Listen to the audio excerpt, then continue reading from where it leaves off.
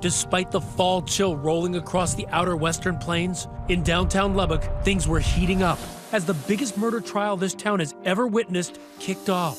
This prominent plastic surgeon, Dr. Michael Dixon, accused of hiring a hitman, friend and business partner David Shepard. I cannot believe that they did this. It makes me so angry. A low-life scum and a piece of doctor. When Dr. Mike Dixon was arrested and brought to trial for his role in Dr. Joseph Sonnier's death, Dallas Sonnier was hell-bent on bringing his father's suspected killers to justice. What was your mindset going into that first trial? Let's go get these guys. But as always, there's another side to this story, and there was another son in that courtroom. He was a good dad.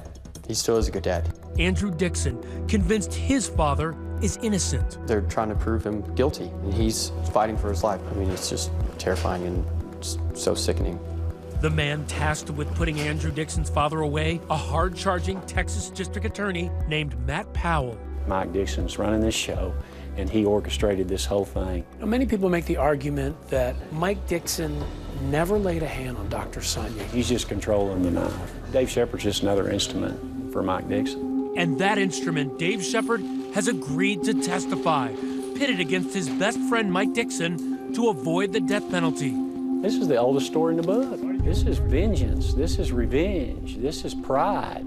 The motive? In courtroom 72 of the Lubbock County Courthouse, the prosecution paints a picture for the jury of Dixon as an obsessed, calculating puppet master. He either wanted her to suffer or he wanted her back.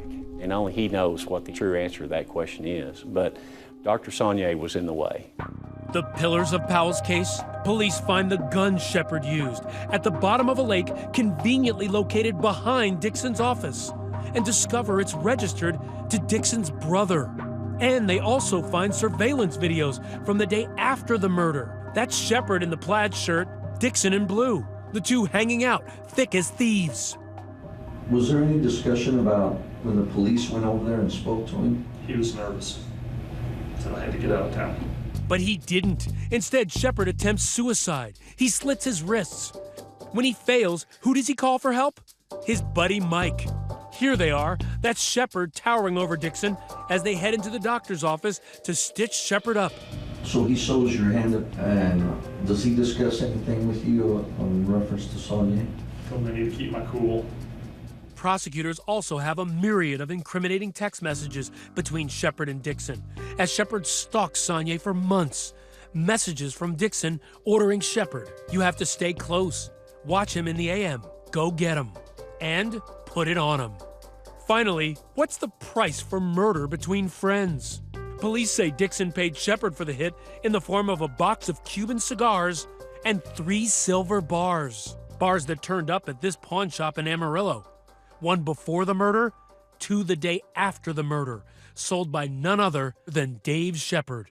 In terms of demeanor, he didn't strike you one way or the other, it sounds like? Not at all. A couple days later, he's on the front page of the paper. And I was blown away. But Dixon's lawyers have an explanation for all of this.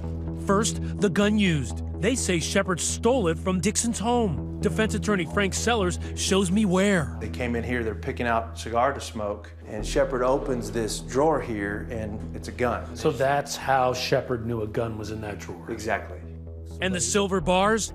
The defense says they were for a business investment, not a murder for hire. They say Dixon only wanted Shepard to try to take photographs of Sonnier out with other women, to show Rochelle Sonnier wasn't all he was cracked up to be. In the days before they leave for Paris, he says, "It's gotta happen tomorrow because the trip is imminent." It almost sounds like somebody's trying to say attack or hurt somebody imminently. We believe it was an attempt to make the trip uncomfortable. Get the photographs. And they say this was all because Dixon was upset.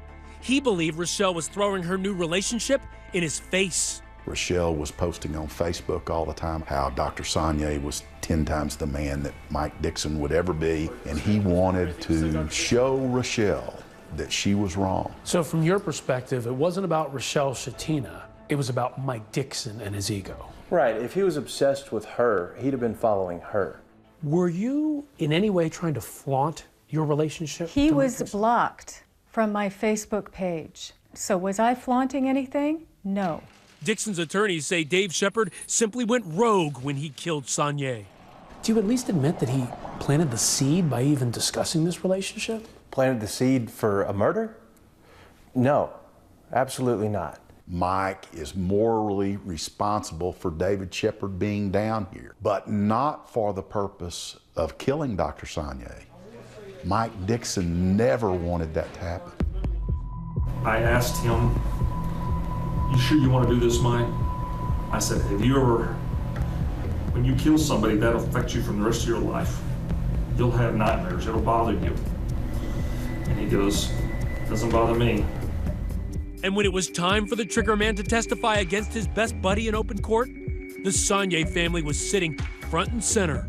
He had a chance to get up there, confirm his story, point to that guy as the person who paid him to kill my dad, and end it all. He does end it, but not in the way Dallas wants. Shepard is about to drop a bombshell. But Daddy, why didn't you tell them? And make his own flesh and blood despise him. You've made yourself a monster, Dad.